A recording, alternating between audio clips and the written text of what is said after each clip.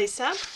I did this sketch a few weeks ago to do obviously a lot of photos, and then I cropped my photos and I put them in this folder I call to upload, and then every so often I upload a bunch of photos and have them printed. Well, I got the photos, I printed out my sketch, and I sat down here a couple of days ago to do this layout and realized I didn't have the 4x6. I even started filming and realized I didn't have the 4x6. I'd forgotten that one. So I did one and printed it out on my printer at home, which is not that great. It's just a normal kind of printer. It'll do photos, but obviously they're not very high quality. I used to have a high quality photo printer, but it was just so much trouble. You know, everything had to be just perfect about its alignment, and I have all the inks and everything. It was so expensive and so aggravating to maintain that I gave it up.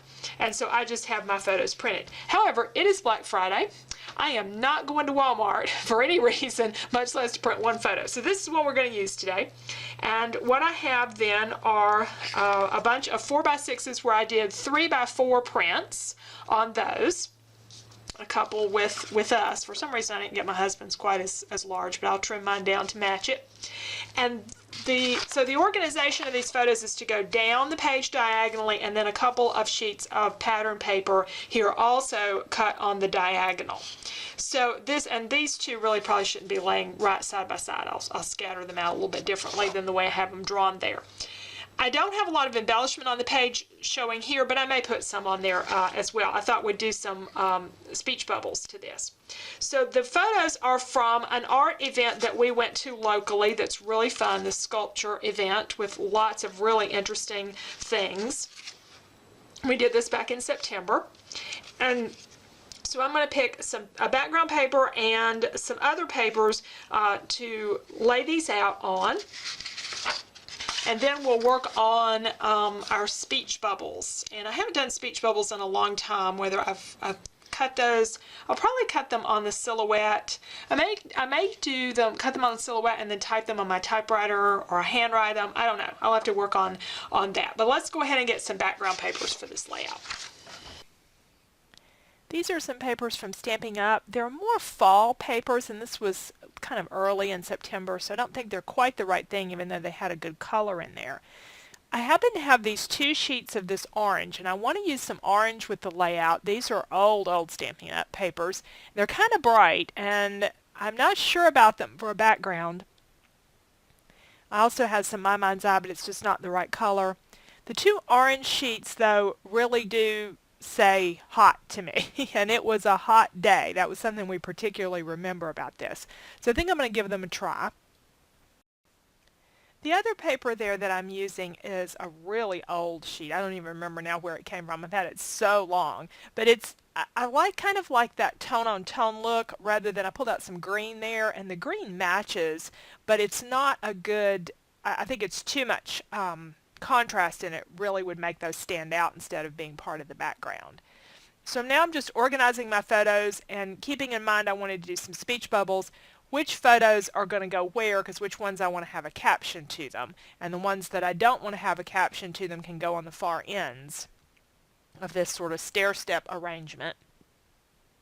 I apologize for my voice. The other reason I wasn't going anywhere Black Friday or haven't been anywhere all weekend for Thanksgiving, except Thanksgiving Day, is I woke up Friday morning with a cold. So I have been stuck indoors, but I did get this layout done. And I've got my photos in order, and I'm just trying to get them placed here, kind of using the grid paper. And also, I'm going to use my ruler.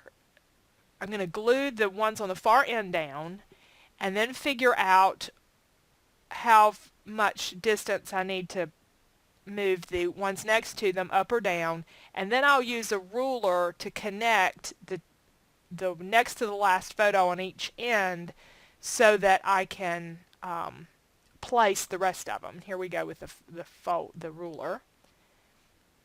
And then I'll just bring everything else down to touch the ruler, so they're all then an even spacing. And I can't say it's a perfect even spacing, but it's really close, and it looked good in terms of having them all together there. I'm finally getting the hang of my ATG gun and liking that. And I'm sure there's some I told you so's out there because some of you told me I needed to get one. And you were right. I like it. All right.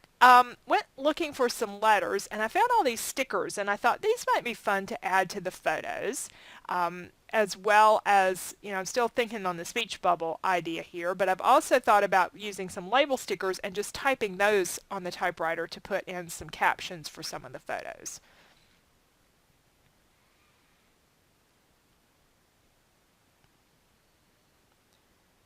So things like amazed at, how some of these things were put together, and there's one about color there, and so just putting a few of these stickers on the photos to caption them. These are from Life in Color, I believe.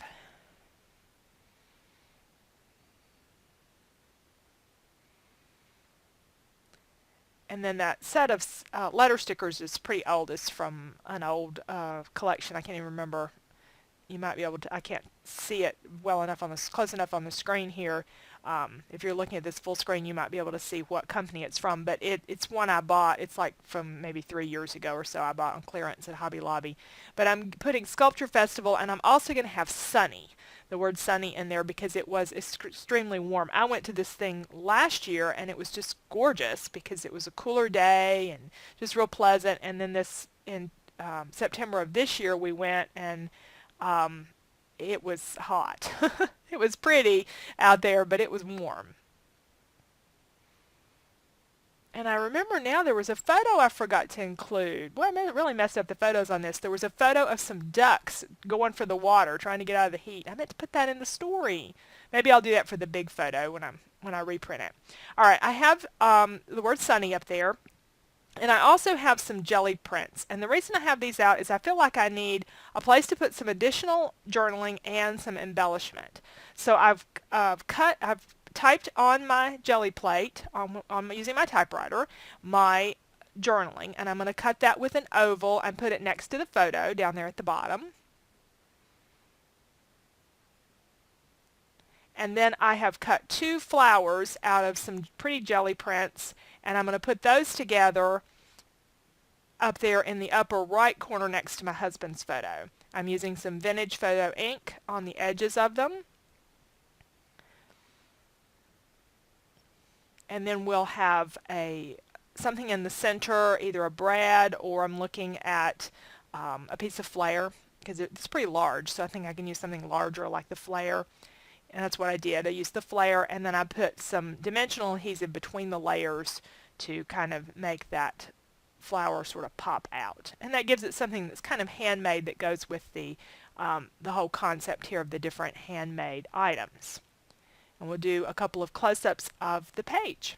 So thanks so much for joining me today, and I hope you enjoyed the layout. Check out my blog for the different sketchbooks that I have with all of my sketches for past years, and the 2016 version will be out in early 2017. Thanks for watching.